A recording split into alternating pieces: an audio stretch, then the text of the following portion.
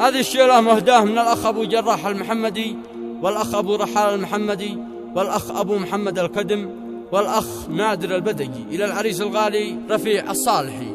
كلمات الشاعر عدي الكدم، أداء الشاعر عز الدين الداوي أبو عزيز. فألف ألف مبروك.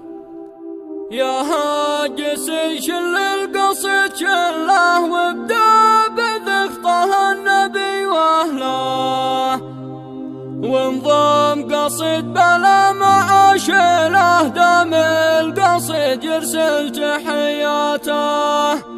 آمين أخوك اليوم قد هناك، يهناك يا ابن صالح يهناك.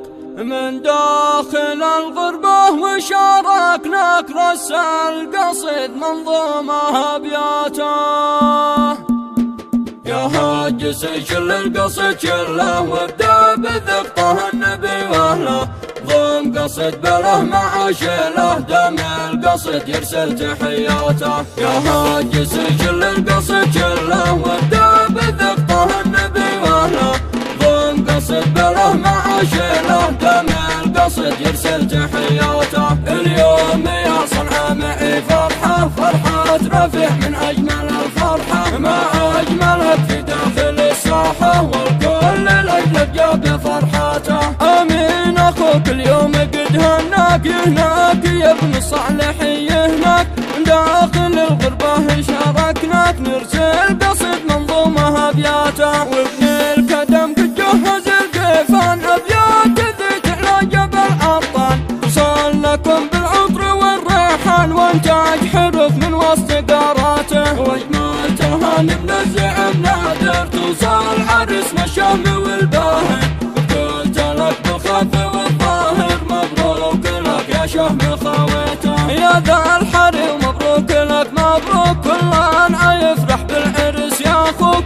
اصحابك اليوم قد اتوا لابوك، والضيف يرحب عد جياته. يا محميات قسمه معي زوفي، كل القبل بالمنطقة صوفي. نوفي مع لابد ما نوفي، نوقف معه في كل وقفاته. رفيع عريس والكل بيزوفه، واحنا بفرحة الكل بنشوفه.